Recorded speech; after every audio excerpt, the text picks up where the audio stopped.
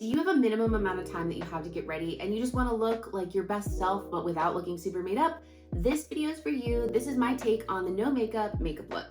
If you're new to my channel, welcome. And if you're returning, thanks for coming back and hanging out with me. My name is Megan Brown. I'm a makeup artist and I'm just here to help simplify beauty and give you a few different techniques and ideas to help get you out of your current rhythm and just switch up your makeup routine, because chances are you've been doing the same thing for a long time. Throughout the video, I have different tips and takeaways, so I highly recommend watching the whole video through.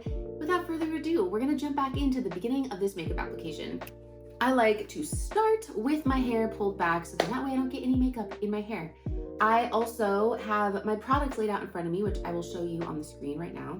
And I am going to start with my prep products, which is gonna be lip balm and eye drops. I just put eye drops in my eyes, so I'm not gonna redo it, but these were the ones that I used. I'm doing that at the beginning of my application, so then that way my lips have time to hydrate and my eyes are nice and white and fresh by the time my makeup is done. I am going to use another moisturizer just to have a nice fresh layer applied.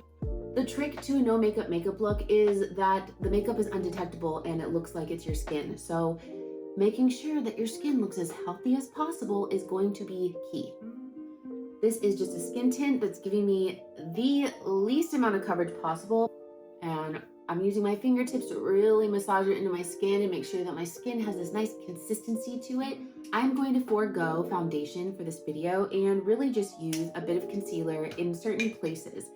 Now, the amount of coverage that you decide to use while you are doing a no makeup look is really going to be determined upon the amount of discoloration you have within your complexion. Now, I have a bit of redness, so a little bit of coverage in key places are going to give me the most for my time. So I'm going to really focus on those placements. I'm using this right now to brighten the center of my complexion because this is something that instantly helps me have a more open, awake look. Now, if you see, I have a little bit more redness here in the cheek. So whatever is just left over in my hand, I am going to just hit this area.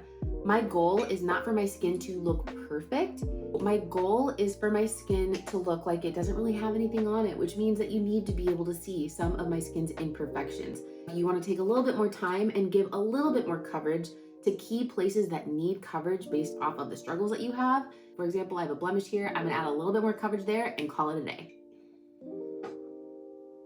I'm going to hit the top of my lid because a lot of times this is where a lot of discoloration comes from in the eye area. If you feel like you have dark under eye struggles, then you need to make sure that you're giving a little bit of coverage on that top lid as well.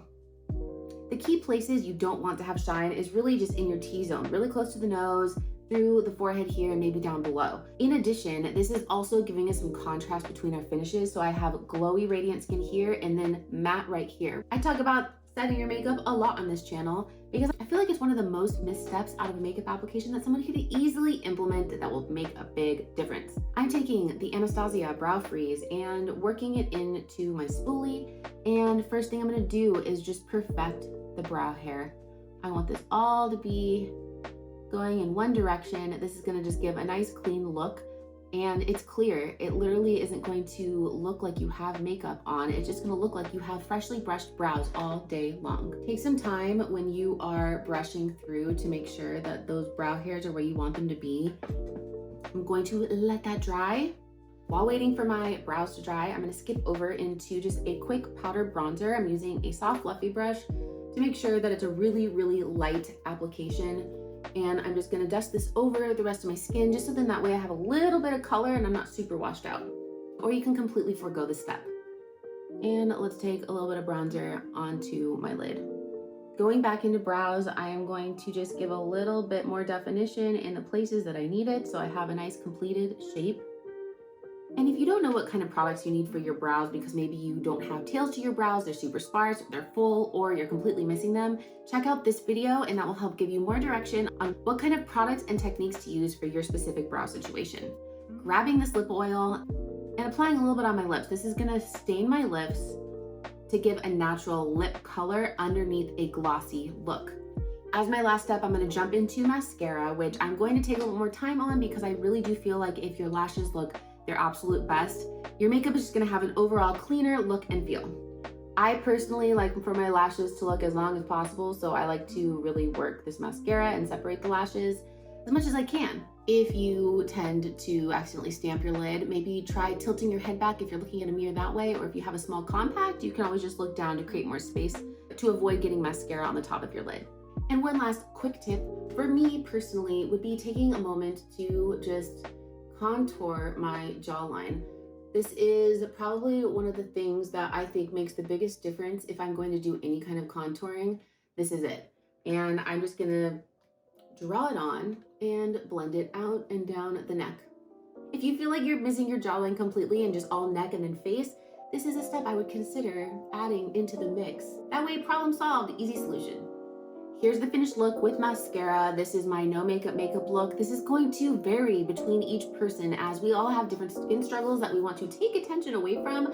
So keep those things in mind, but these are my steps that I use on myself and when I am working on any kind of skincare related type of imagery. This is also just a really great go-to if you don't have a lot of time in the morning, you just want to look a little bit more fresh for the day, but without having to put a lot of time and energy into it. Which leads me into 3 quick tips I want to leave you with. One is time. Take into consideration how much time you have per day to get yourself ready. This routine, if you have it streamlined where it's the only thing that's in front of you, I can guarantee if you get really quick, maybe 8 minutes tops. A fun way to keep track of time without counting the minutes would be to create a quick playlist, maybe with 3 songs, 3 minutes each. That way you can jam out while doing your makeup to your favorite songs, and as the 3rd song is ending, you know you need to be wrapping up your makeup application. If you would like a step-by-step guide on how to create your playlist, how to minimize your products, inspiration that will work for you, check out my Hack Your Makeup free video series in the link below. Key tip number 3 is all about complexion, and this goes back down to the intensity of your discoloration.